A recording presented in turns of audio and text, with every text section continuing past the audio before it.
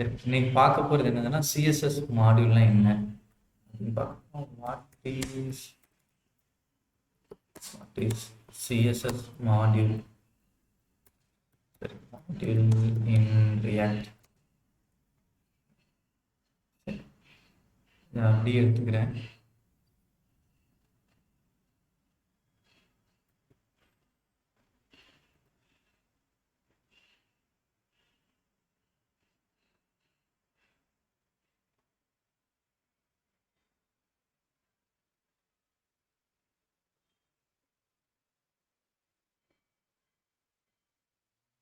Right. இப்போ CSS module அப்படின்னா it's a standard CSS file in React in which all class names and animation names are scoped locally to the component that imports it. Okay, யாரோ ஒருத்தர் unmute பண்ணாமல் இருக்கீங்கன்னு நினைக்கிறேன். சரி, mute பண்ணாமல் இருக்கிறீங்கன்னு நினைக்கிறேன். மியூட் பண்ணிக்கோங்க.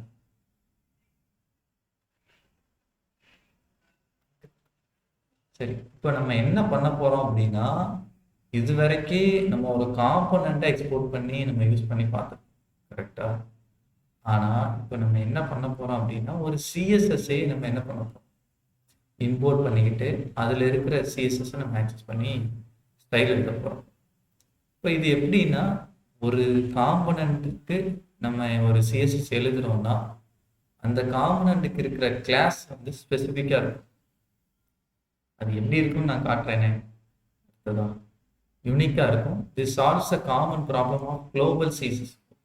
அப்போ நம்ம குளோபலாக ஒரு சிஎஸ்எஸ் வச்சுட்டு அங்கே எழுதும்போது வரக்கூடிய ப்ராப்ளம் எல்லாத்தையும் இது சால்வ் பண்ணுது. Which can cause naming conflicts and unintended child overrides in large applications. இப்போ நமக்கு என்ன பிரச்சனை வரும்னா, அன்இன்டென்டா, அதாவது நம்ம வந்து நினைச்சிருக்கவே மாட்டோம் இப்படி நடக்கும்ட்டு. லைக் நம்ம ஒரு ஸ்டைல் ஆல்ரெடி எழுதி வச்சிருப்போம், அதுக்கு மேலேயே அதே கிளாஸ் நேம் யூஸ் பண்ணி இன்னொரு ஸ்டைல் எழுதிடுவோம். இதனால ஸ்டைல் வந்து நம்ம அதுதானே எழுதி வச்சோம், ஏன் நமக்கு இந்த ஸ்டைல் அப்படியே இருக்கு. இப்போ பெரிய அப்ளிகேஷனுங்கும் போது சிஎஸ்எஸ் நிறையா இருக்கும், அதை பார்த்து அதை ஃபிக்ஸ் பண்ணுறதுக்குள்ள பெரிய டைம் போயிடும். ஸோ அந்த மாதிரி விஷயத்தெல்லாம் இது சால்வ் பண்ணுறதுக்கு இந்த சிஎஸ்எஸ் மாடியூல் வந்து ஹெல்ப் பண்ணுது. சரியா? சரி, இப்போ நான் சிஎஸ்எஸ் மாடியூல் நான் எழுதி காட்டுறேன் என்னோட ஃபோனில். இப்போ நான் என்ன பண்ணுறேன்னா, நேற்று இருந்த அந்த அப்ளிகேஷன்லேயே எழுதிடலாமா அப்படின்றது பிளான். இல்லை சார், தனியாக பண்ணிடலாம் சார். சரி, தனியாக பண்ணால் டைம் ஆனாலும் நீங்கள் இருக்கணும், அவ்வளோதான். கொஞ்சம் வெயிட் பண்ணணும் நீங்கள், வேற ஒன்றும் இல்லை. நான் பண்ணுறது எனக்கு சரி, சிடி இதையும் அதுக்குள்ள ரியாக்ட்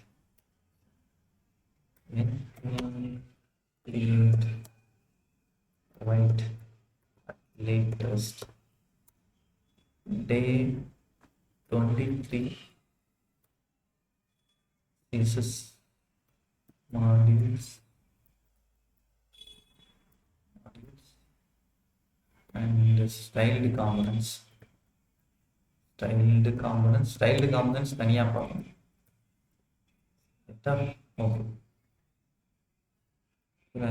ரியாக்ட் கொடுத்துறேன், ஜாவாஸ்கிரிப்ட் கொடுத்துறேன். எஸ், ஓகே, இது ஸ்டார்ட் ஆகட்டும். அப்போ இப்போ எப்படின்னா, ஒரு காம்பனண்ட்டுக்கு ஒரு சிஎஸ்எஸ், ஒவ்வொரு காம்பனண்ட்டுக்கும் நம்ம தனித்தனி சிஎஸ்எஸ் வச்சுக்கிட்டு எழுதி பண்ணப்போம். சரியா? இன்னொன்று இதில் வேற என்ன இருக்கு, local scope. By default class name in CSS module are not global. Global கிடையாது. சரியா? இந்த build process handled automatically includes create reactor. சரி, automatically generates unique hash class names to ensure they are unique across the entire application. சரி, இப்போ என்ன நடக்கும்னா, நம்ம ஒரு கிளாஸ் எழுதுறோம்னு வச்சுக்கோங்க, அந்த கிளாஸ் எழுதி அந்த கிளாஸோட ஸ்டைலை நம்ம வந்துட்டு கன்சியூம் பண்ணுறோம் நம்மளோட காம்பனண்ட்டில். ஆனால் நம்ம ஆப் ரன் ஆகும்போது பார்த்தீங்கன்னா, நீங்கள் அந்த நம்ம என்ன கிளாஸ் நேம் எழுதியிருக்கோமோ அந்த கிளாஸ் நேம் இருக்காது, அதுக்கு பதிலாக யூனிக்கான கிளாஸ் நேம் ஒவ்வொரு இதுக்கும் இருக்கும். நான் அதை காட்டுறேன் அப்படின்ட்டு. அதை பார்த்ததுக்கப்புறம் உங்களுக்கு இந்த பாயிண்ட் புரியும். Import as object, the CSS file is imported into JavaScript bro அது மாடியூலா யூஸ் பண்றப்ப அப்படி நடக்குமா? மாடியூலா, அதாவது இதுக்கு ஒரு கன்வென்ஷன் இருக்கு. File convention, CSS file convention. இப்போ எக்ஸாம்பிளுக்கு, இப்போ app dot module dot CSS இப்படி தான் நம்ம ஃபைல் நேம் வைக்கணும். இப்படி வச்சுக்கிட்டாலே நம்மளோட வைட் இருக்குல்ல, இது ஒரு பில்டு, அதுவே என்ன பண்ணிக்கும்னா, ஓகே இது புரிஞ்சுக்கிட்டு இவன் ஒரு சிஎஸ்எஸ் மாடியூல் எழுதிட்டான், இதை நம்ம இப்படி பண்ணணும் அப்படின்றத அதுவே பண்ணிடும். நாம் எதுவும் பண்ண தேவையில்ல. நார்மல் சிஎஸ்எஸ்க்கும் இதையும் நம்மளோட வைட்டு தான் புரிஞ்சுக்கும். இதுக்கு முன்னாடி வெப்பேக் அப்படின்னு சொல்லி ஒன்று இருந்துச்சு, பில்டு டூல்ஸ்னு சொல்லுவோம். பில்டு டூல்ஸ் நிறைய இருக்குது. ஸோ நீங்கள் வைட்டு, வெப்பேக் இதெல்லாம் இருக்குது. கூட ஒரு நேம் பார்த்தேன்னு நினைக்கிறேன். சரியா? அதெல்லாம் நீங்கள் பில்டு டூல்னா என்னன்னு சொல்லி நீங்கள் செப்பரேட்டாக உங்களுக்கு டைம் இருந்தால் அதை பாருங்கள். அப்போ இங்கே அந்த பில்டு டூல்ஸே ஹெல்ப் பண்ணிடும். அந்த நேம் மட்டும் இந்த கன்வென்ஷனில் வச்சா போதும், அதுவே ஹேண்டில். சரியா? சரி, இப்போ நான் என்ன பண்ண போகிறேன், என்னோட இந்த ஃபைலில் ரன் பண்ணிட்டோம்ல. சூப்பர். அப்போ இங்கே வந்து என்ன பண்ண போகிறேன்னா, ஒரு காம்பனன்ட்ஸ் கிரியேட் பண்ண போகிறேன். காம்பனன்ட்ஸ் அப்படின்றது என்னோட ஃபோல்டர். இதில் ஹோம் டாட் ஜேஎஸ்எக்ஸ். சரி, இப்போ நான் உங்களுக்கு ஒன்று சொல்லித்தரேன். அந்த இது இருந்துச்சுல, ரியாக்ட்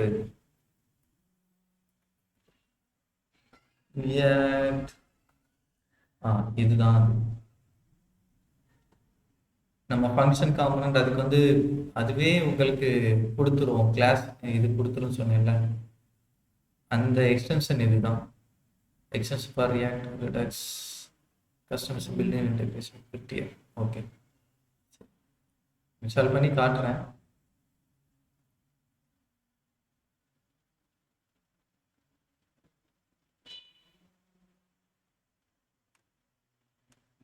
இன்ஸ்டால் ஆகிட்டு நான் இதை எப்படி யூஸ் பண்ணணுன்றதே மறந்துட்டேன். சரி பார்ப்போம். Install ஆகிட்டுல app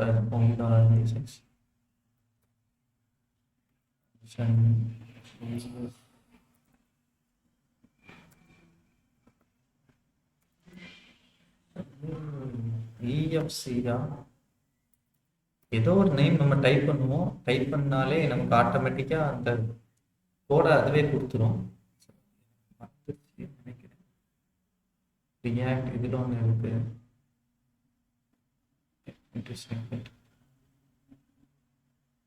okay,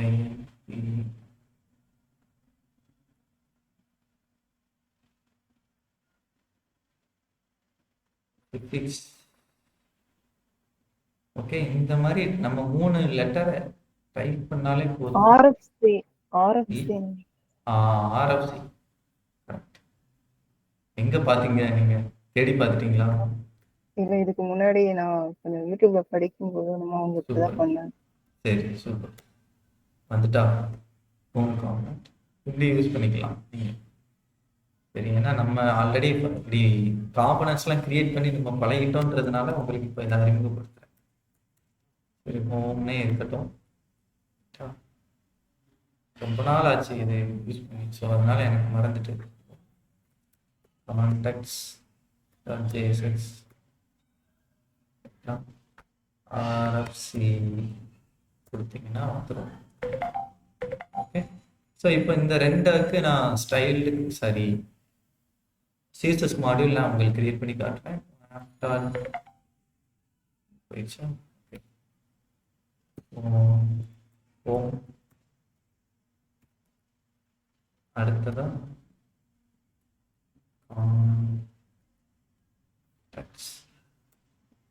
right. சரி, சேவ் பண்ணிட்டேன். இப்போ வந்து இதுவும் ரெண்டர் ஆகிட்டு. Okay, super.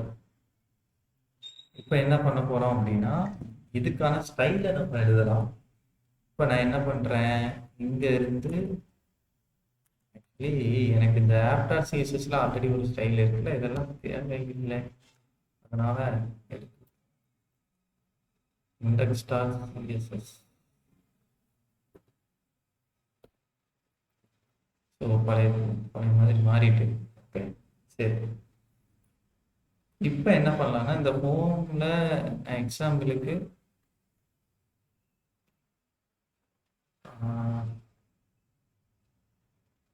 ஓகே, இதில் வெல்கம்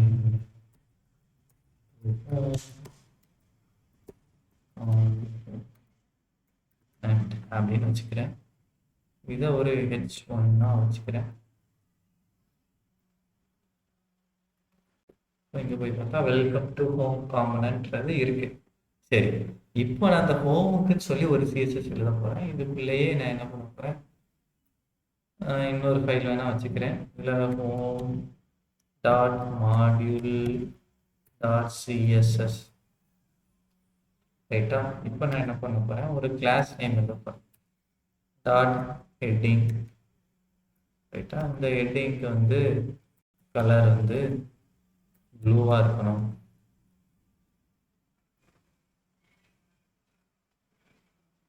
கொஞ்சம் ரைட்டா? அந்த மாதிரி ப்ளூவாக இருக்கணும். ஓகே, அதுக்கப்புறம் இதில் ஃபாண்ட்டு வெயிட் வந்துட்டு ஃபேமிலியா, சரி, ஃபாண்ட் ஃபேமிலி வெர்டை நான் வச்சுக்கிறேன். ரைட். அப்புறமா இதில் ஃபாண்ட் வெயிட் வந்துட்டு ஒரு 700 800 900 வைக்கிறேன். சரி, இதோட நேச்சராக இது இப்படி தான் இருக்கு. ஓகேங்களா? இப்போ நம்ம இதை ஹோமுக்கு இம்போர்ட் பண்ணுவோம். இம்போர்ட் ஸ்டைல் from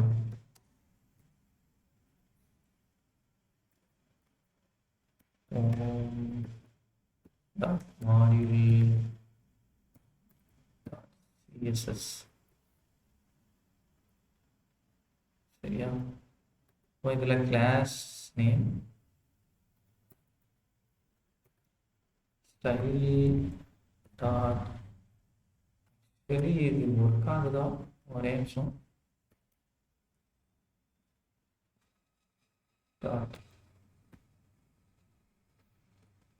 ஒரே நிமிஷம், எதுவும் தப்பு நடக்குதான்னு செக் பண்ணிக்கிறேன். போட் பண்ணுறதுல எதுவும் தப்பு பண்ணுறேன்னா, ஏன்னா எனக்கு காட்டலை.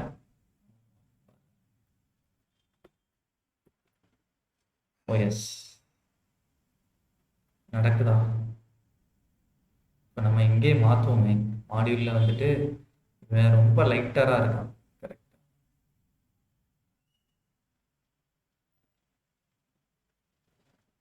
சரி பண்ணுறேன்.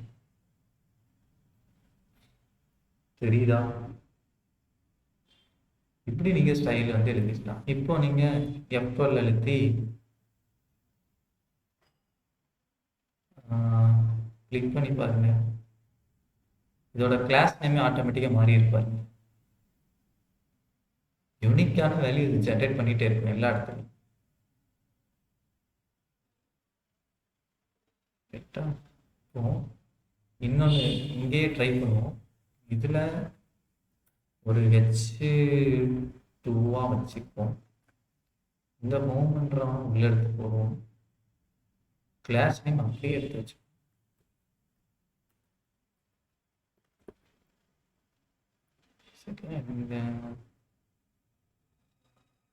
ரைட். ஒவ்வொரு காம்பனா கிளாஸ் நேம் கொடுக்கறதுலாம் வந்து எலமெண்ட் வச்சு ஸ்டைல் பண்ணி பார்க்கலாமா? ஏன்னா அதுதான் அஃபெக்ட் பண்ணுவாங்க. புரியலங்க எனக்கு என்ன சொல்றீங்க. இந்த வாய்ஸ் ஒரு மாதிரி டேக் சரி டேக் வச்சு ஸ்டைல் பண்றீங்களா? ஏன்னா அதுதான் அஃபெக்ட் பண்ணும். கிளாஸ் வைக்காம டேக் வச்சு ஸ்டைல் பண்றீங்கன்னு கேக்குறீங்க. ஆமா, ஏன்னா நம்ம இன்னொரு சேம் லைக் சேம் ஃபங்க்ஷன் வேற ஏதாவது ஃபங்க்ஷன்ல ஹெச்எல் போடுறப்போ அது அஃபெக்ட் ஆகலாம். ஆக்சுவலா நம்ம இங்க வந்து எப்படின்னா கிளாஸ் நேமுக்கு பதிலாக தான் இந்த வேல்யூ தந்துட்டு இருக்கோம். நீங்க இது வச்சு கொடுத்தீங்கன்னா எப்படி நீங்க கிளாஸ் நேம்ல அந்த டேக் எலமெண்ட் எடுத்து கொடுப்பீங்க? நான் சொல்றது புரியுதா? அப்போ டேக் நேம் வந்து யூஸ் பண்ண முடியாதா ப்ரோ? டேக் நேம் யூஸ் பண்ண முடியாது. நான் வேணா இதை கன்ஃபார்ம் வேணா ஒரு டைம் பண்ணிக்கிறேன், பட் நம்ம டைரக்டா அப்படி யூஸ் பண்ண முடியாது. வரைக்கும் இப்படி பண்ணது இல்லை. நான் ஒரு டைம் வேணா கன்ஃபார்ம் பண்ணிக்கிறேன். சரியா? வேணா பார்க்குறோம். Can I use tag name in CSS module in React?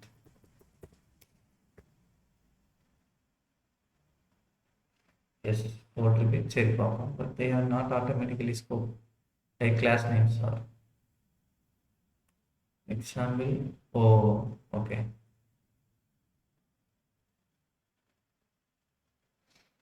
So நீங்கள் இப்படி டேக் நேம் எது டேக் அதான் நேம் எது சார்? இந்த இருக்குல்ல H1 ஓ இதுக்குள்ள கொடுத்துட்டு அப்போ அந்த கண்டெய்னர்ன்ற அந்த கிளாஸ் நேமுக்குள்ள H1 இருக்கிறதுக்கு ஸ்டைல் அப்ளை ஆகும்.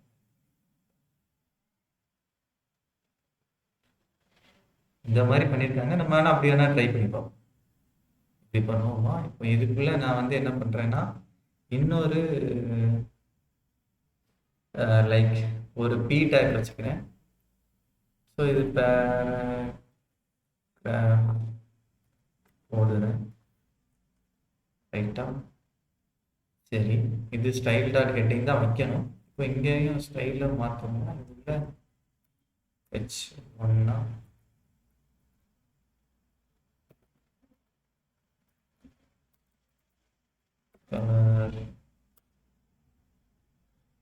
கலர் வந்துட்டு ஒரு ரெட் கொடுப்போம்.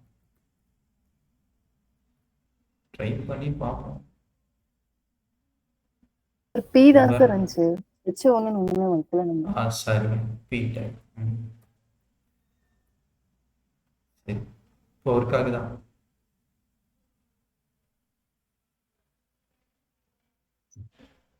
இப்படிதான் நீங்க பண்ணிக்க முடியும். ஓகேங்களா? சரி.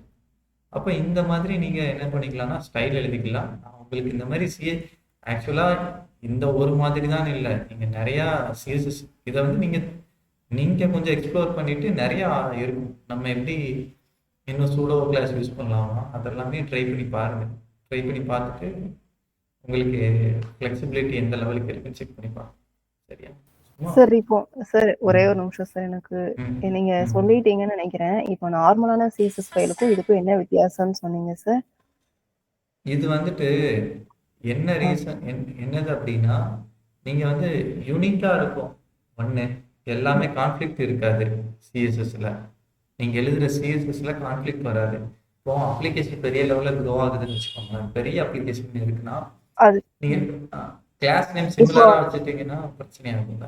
ஆனா இங்க அந்த அதுக்கு நான் வந்து என்ன சொல்றாங்க, இப்போ நம்ம நார்மலான ஒரு சிஎஸ்எஸ் எடுத்து அதையுமே வச்சா அதுவுமே இதுக்கு மட்டும் தானே சார் அப்ளை ஆகும் இல்லையா? இதுக்கு மட்டும்தான் அப்ளை ஆகும். ஆனா என்னன்னா இந்த பிரச்சனை வர வாய்ப்பு இருக்குல்ல. லைக் ஒரே கிளாஸ் நேம்ல நீங்க எழுதும்போது ஒரே கிளாஸ் நேம் ரெண்டு இடத்துல யூஸ் பண்றீங்க அப்படின்னா அந்த கான்ஃப்ளிக்ட்லாம் வரும். நீங்க நிறைய அப்ளிகேஷன் வச்சிருக்கீங்க. ஒரே நிமிஷம், நீங்க குளோபலா வச்சிருக்கீங்கன்னு வச்சுக்கோங்க ஒரு சிஎஸ்எஸ். அதுல வந்து நீங்க எல்லா கிளாஸ் நேமே நீங்க ஞாபகம் வச்சு எழுத முடியாது. புரியுதா? நான் இந்த கிளாஸ் நேம் நான் ஆல்ரெடி யூஸ் பண்ணிட்டேன்னு எப்படி நமக்கு தெரியும்? அப்போ நம்ம காம்பனன்ட் ஸ்பெசிஃபிக்கா நம்ம எழுதி வைக்கிறோம் அப்படின்னா அப்போ அந்த காம்பனண்ட்டுக்கு இந்த காம்பனண்ட்னா இந்த காம்பனண்ட்டுக்கு ஏற்ற சைஸ் சிஎஸ்எஸ் எல்லாம் இந்த ஃபைல்ல தான் இருக்கும். அப்போ இந்த இடத்துல உங்களுக்கு வந்து மேனேஜ் பண்ணிக்க முடியும். ஓகே, இந்த சிஎஸ்எஸ் இதுக்குள்ள இருக்கிற கிளாஸ் நேம் இதுக்கு தான் யூஸ் ஆகும். இப்போ இன்னொரு கிளாஸ் நேம் இன்னொரு ஃபைல்ல இன்னொரு கிளாஸ் நேம் இருக்குது அப்படின்னா அந்த ஃபைலை நீங்க இம்போர்ட் பண்ணி அதை யூஸ் பண்ணிக்கிட்டா தான் இங்க ஒர்க் ஆகும். அதான் சார், இப்போ நான் வந்து css.module.css வச்சாலும் சரி, இப்போ இதுக்கு home.css வச்சு அந்த ஃபைலை இம்போர்ட் பண்ணாலும் சேமா தானே இம்பாக்ட் ஆகும். அப்பவும் கிளாஷ் ஆகுமா வேற ஒரு ஃபைல்ல இதே கிளாஸ் நேம் இருந்தா? புரியல நீங்க எப்படி சொல்றீங்க.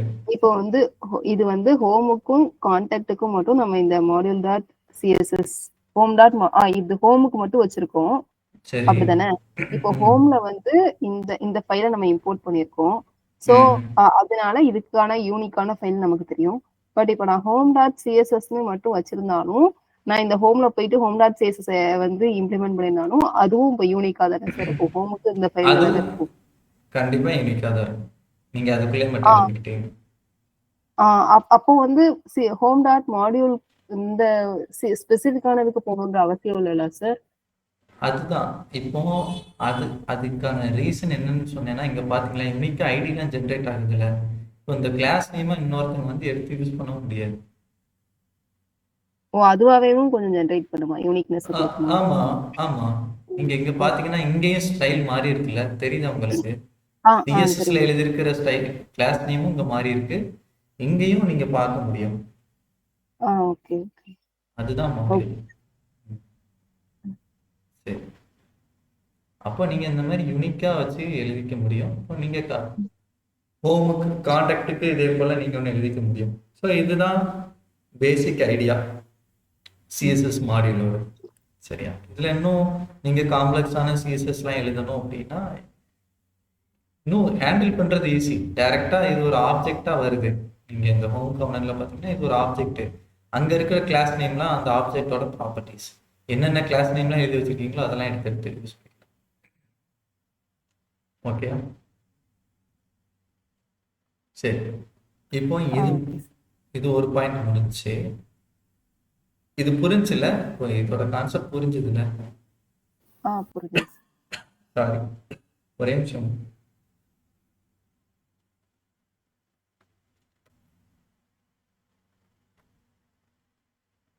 ஓகே, சரி. அப்போ அப்படியே நான் இதுல இருந்து எங்க போறேன் அப்படின்னா ஸ்டைல்டு காம்போனன்ட்ஸ்னு ஒன்று இருக்கு. அப்படியே அதுக்கு மூவ் ஆகுறேன். அதையும் சிமிலராக தான் இருக்கும். அது இன்னும் கொஞ்சம் டிஃப்ரெண்ட். சரி, அதை படிக்கிறது மூலம் நம்ம இந்த மெட்டீரியல் யூவேலாம் எப்படி ஒர்க் ஆகுதுன்றதை உங்களால புரிஞ்சுக்க முடியும். ரைட்டா? மெட்டீரியல் யூஏல நம்ம பார்த்தோம்ல, அதுல ஒவ்வொரு காம்பனண்ட்டும் பட்டன் ஒரு காம்பனண்ட் இருந்துச்சு. மெட்டீரியல் யூஏ போறேன்.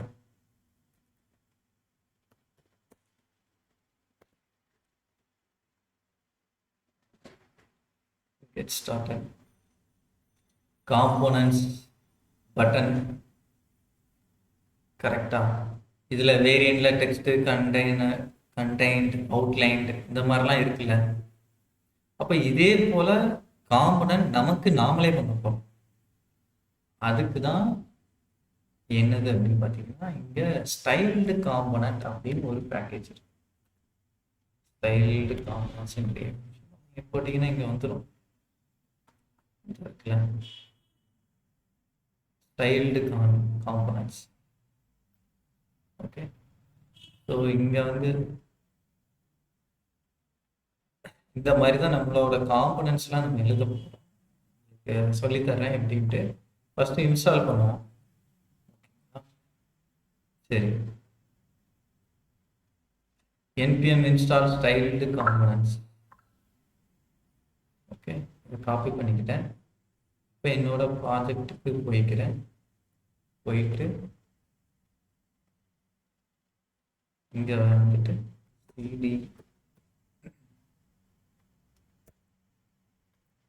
இப்போ cd day 23. ரைட். ஸோ இங்கே பேஸ்ட் பண்ணுறேன். எனக்கு இன்ஸ்டால் ஆகட்டும். Okay, super. இன்ஸ்டால் ஆகிட்டு இப்போ கான்டெக்ட்ஸ்குள்ள இப்போ எனக்கு என்னன்னா நான் ஒரு பட்டன் கிரியேட் பண்ணணும் அப்படின்னு நான் நினைக்கிறேன்.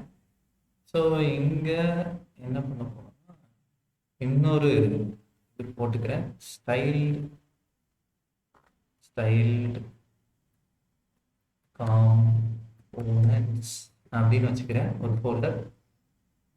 காம்போனன்ட்ஸ்குள்ளே ஸ்டைல்டு காம்போனன்ட்ஸ் ஒன்று, அதில் ஒரு ஃபைல் கிரியேட் பண்ணுறேன். Button .js. ஓகே, சரி. Import style from styled components. Okay, சரி. இப்போ நான் என்ன பண்ண போறேன், ஆக்சுவலாக ஒரு பட்டன் இதே கிரியேட் பண்ணுறேன். ஒரு button equal to styled dot button button element தான் கிரியேட் பண்ண போகிறேன். ஸோ பட்டன் கொடுத்துட்டேன். ஸோ இதில் டெம்ப்ளேட் லிட்ரல் கொடுக்கணும். இந்த மாதிரி பட்டனுக்கு நீங்கள் ஒரு பட்டன் கிரியேட் பண்ண போகிறீங்க, அந்த பட்டனுக்கு ஒரு ஸ்டைல் எழுத போகிறீங்க, ரைட்டா? ஸோ இப்போ வந்து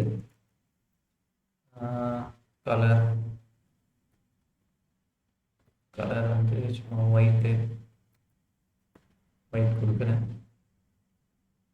அப்புறமா ஒரே நிமிஷம்.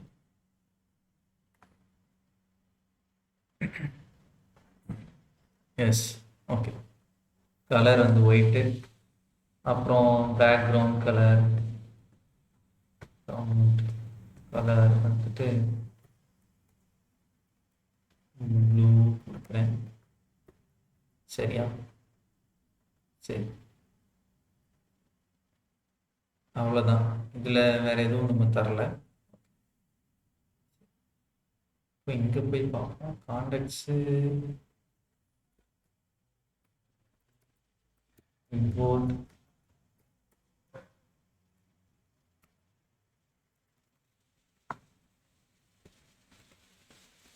அது எக்ஸ்போர்ட் ஆகும்.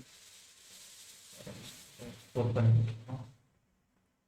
export ரைட், சேவ் பண்ணிட்டேன். ஸோ இங்கே கான்டெக்ட்ஸ்குள்ளே வரேன். இம்போர்ட் பட்டன், ரைட்டா? சரி, இப்போ நான் என்ன பண்ண போகிறேன்னா இந்த இடத்துல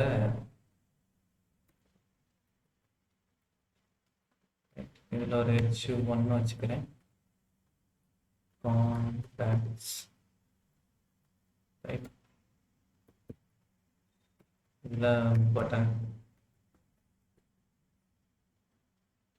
சரியா? இங்கே டைட்டில் ஓகே.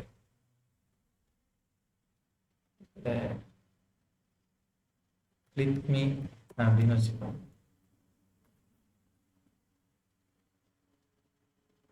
தெரியுதா? Click me. சரி, பேக்ரவுண்ட் கலர் இருக்கும்.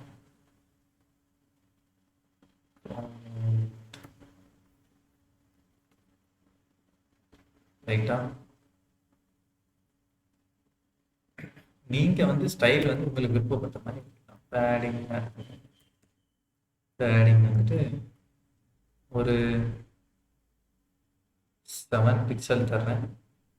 ஓகே, பார்டர் 1 பிக்சல், சாலிட்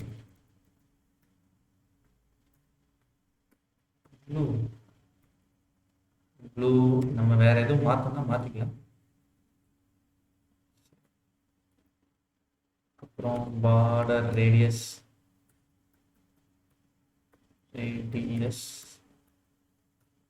வந்துட்டு ஒரு 5 பிக்சல் தரேன், ரைட்டா?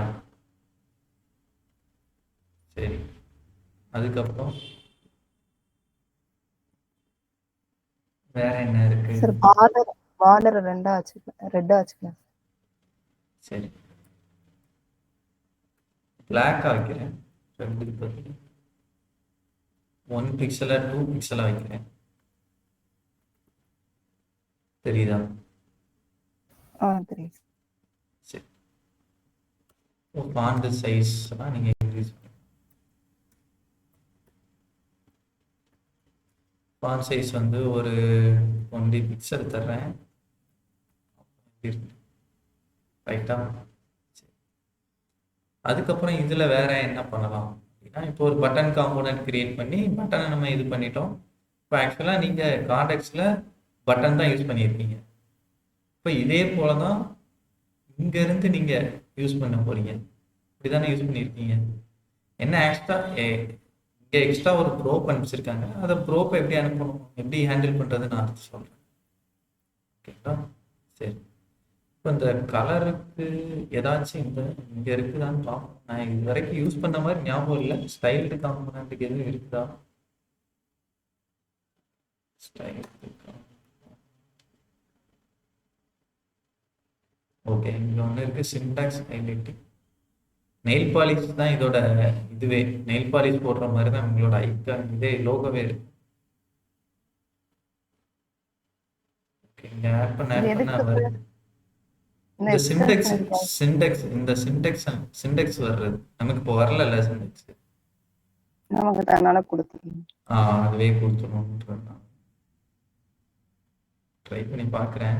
பட்டன்ல போயிட்டு ஓகே இப்போ வரும்னு நினைக்கிறேன். இது ப்ளூவா காட்டுதான் இருக்கு இதில். இதை ட்ரை பண்ணிப்போம்.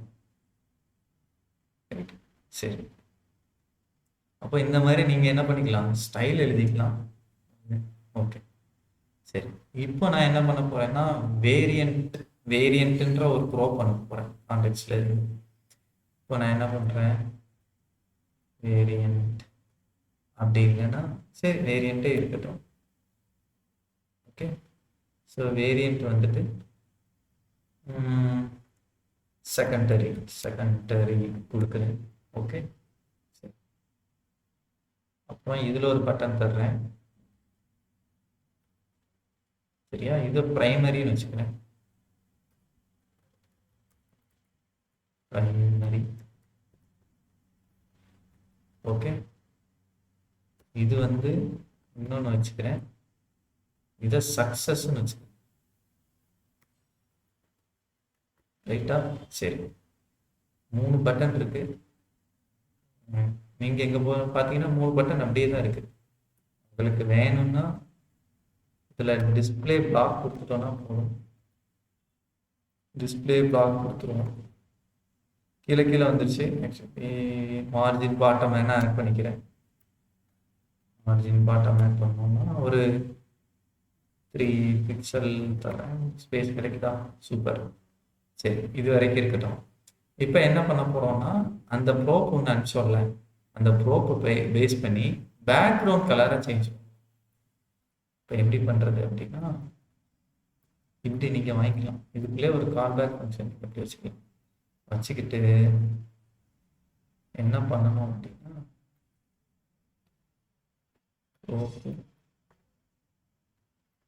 ஒரே நிமிஷம், சிண்டெக்ஸில் நான் ஏதோ பண்ணுறேன்.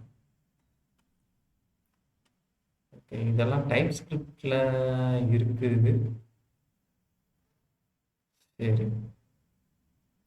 அப்படியே ட்ரை பண்ணி பார்க்குறேன்.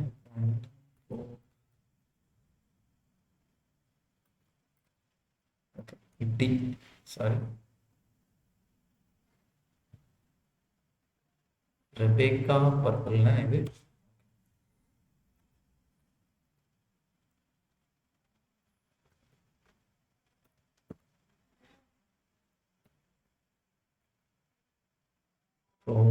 Dot variant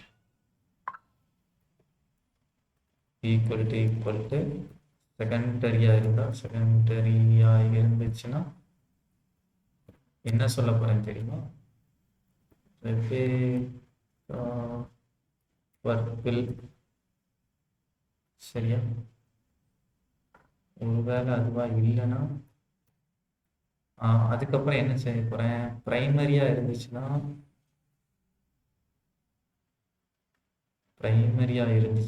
blue. ப்ரைமரியாக இருந்துச்சுன்னா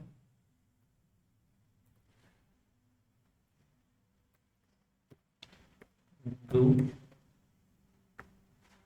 ஓகே சரி, இது ஒருவேளை இன்னும் எக்ஸ்ட்ரா ஒன்று இருக்குது.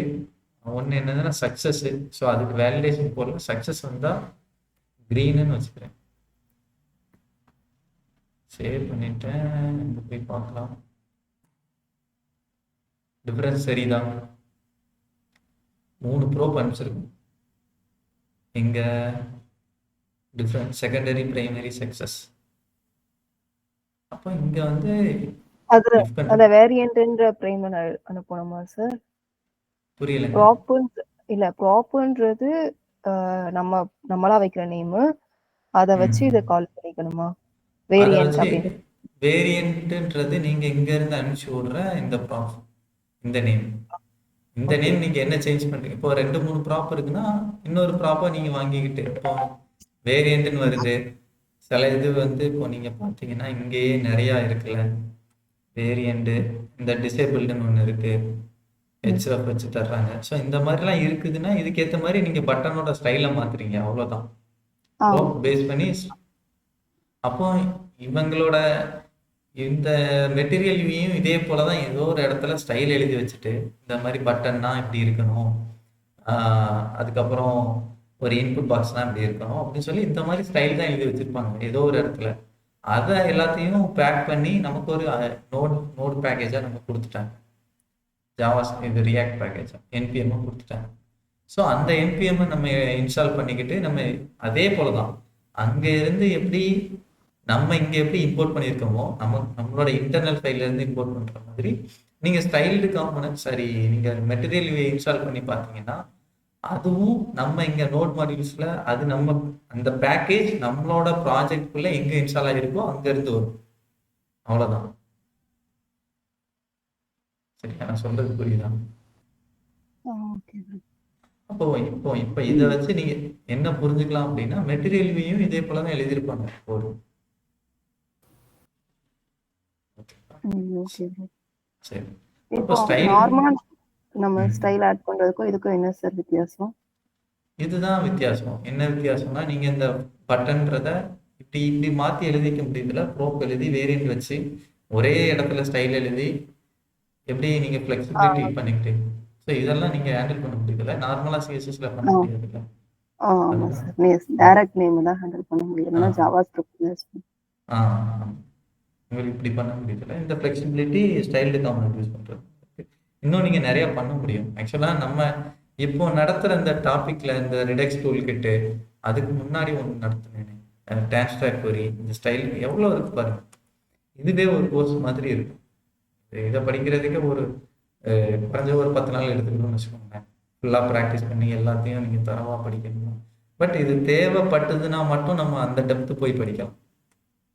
இப்போ நீங்கள் ஒரு ப்ராஜெக்டில் நாளைக்கு ஒர்க் பண்ண போகிறீங்க, சைல்டு காம்பனண்ட் வச்சு உங்களுக்கு பண்ண சொல்லிட்டாங்க அப்படின்னா நீங்களே உங்களுக்கு இப்போது எக்ஸாம்பிள் சொல்கிறேன், இப்போ உங்கள் கம்பெனி வந்துட்டு நீங்கள் ஒரு ப்ராடக்ட் பில்ட் பண்ண போகிறீங்க. லைக் நீங்கள் வந்துட்டு இன்ஸ்டாகிராம் மாதிரியோ அல்லது ஃபேஸ்புக் மாதிரியோ அல்லது சோகோ சிஆர்எம் இருக்குல்ல, அந்த மாதிரி சிஆர்எம் ஏதோ சாஸ் ப்ராடக்ட்டோ அல்லது சோஷியல் மீடியா பிளாட்ஃபார்மோ ஏதோ ஒன்று பில்ட் பண்ண போகிறீங்கன்னா உங்கள் கம்பெனிக்குன்னு சொல்லி ஒரு யூனிக்காக ஒரு ஸ்டைல் வேணும் அப்படின்னா அப்போ அந்த ஸ்டைல் யூஐஎக்ஸ் டிசைன் பண்ணுறவரு இது இப்படி இருக்கணும் அப்படின்ற மாதிரி கொடுத்துருவாரு. அப்போ நீங்கள் அங்கேருந்து பிளான் பண்ணுவீங்க, ஓகே இந்த கலர் இந்த இடத்துல கலர் வந்து இப்படி இருக்கணும், ஸோ இதுனா இப்படி இருக்கணும் அப்படின்னு சொல்லிட்டு நீங்களே உங்களுக்கு சொல்லி ஒரு யூஐ லைப்ரரி நீங்கள் பில்ட் பண்ணிக்கலாம். எப்படி நம்ம இந்த ஸ்டைல் காம்பனன்ட் யூஸ் பண்ணி ரைட்டா? ஓகே. சரி, வேற எதுவும் கொஸ்டின் இருக்குதா? சிஎஸ்எஸ் மாடியூல் இதுதான் இப்படிதான் ஒர்க் ஆகும். ஸ்டைல்டு காம்பனன்ட் வச்சு பண்ணணும். ரெண்டும் சொல்லிட்டேன். இதில் வேற என்ன இருக்கு நமக்கு? CSS module, styled components, Tailwind CSS தெரியும், ரெஸ்பான்சிவ் டிசைன் ஸ்ட்ராட்டஜிஸ் பார்க்கலாம். அதுக்கப்புறம் காம்பனன்ட் ரீயூசபிலிட்டி நமக்கு ஆல்ரெடி தெரியும், காம்பனன்ட் எப்படி ரீயூஸ் பண்ணுறது அப்படின்ட்டு. ரியாக்ட் மெமோ ஆல்ரெடி பார்த்துருக்கோம். பியூர் காம்பனன்ட்னா என்னன்னு பார்ப்போம். ரியாக்ட் மெமோ சேர்த்து பார்க்கலாம். Lazy loading, code splitting and React lazy, suspense இதெல்லாம் பார்ப்போம். எரர் பவுண்டரிஸ்லாம் என்னது இதெல்லாம் நெக்ஸ்ட் கிளாஸில் பார்க்கலாம். அவ்வளோதான். இது முடிச்சாச்சுன்னா இது வந்து ஹோஸ்டிங் மட்டும்தான். ஸோ இது ஒரு கிளாஸ் போகும். மேபி நெக்ஸ்ட் வீக்ல முடிச்சிடும். ரியாக்ட் விண்டோன்னு ஒன்று இருக்குல்ல ப்ரோ, அது மட்டும் எதுங்க? ரியாக்ட் விண்டோன்னு ஒன்று இருக்குது ஆக்சுவலா. என்னது ரியாக்ட் விண்டோன்னு? பேக்கேஜா இல்லை இதில் எதுவும் ஃபீச்சர் இருக்கா ரியாக்ட்லேயே? லைப்ரரி மாதிரி வந்து போட்டுருந்துச்சு sir. Lightweight library for efficiently rendering large list and tabular data in React application. சரி, ஓகே, நான் என்ன பார்த்துக்கிறேன். லிஸ்ட்டை ரெண்டர் பண்ணுறதுக்கு, பெரிய லெவல் லிஸ்ட்டை ரெண்டர் பண்ணுறதுக்கு போட்டிருக்காங்க. நானும் இந்த பேக்கேஜ் யூஸ் பண்ணதில்லை, நான் வேணா பார்த்துக்கிறேன். ஓகே, இது வேணா லாஸ்ட் கிளாஸ் வேணா ஒரு பார்த்துக்கிறேன். வேற எதுவும் இருக்குதா?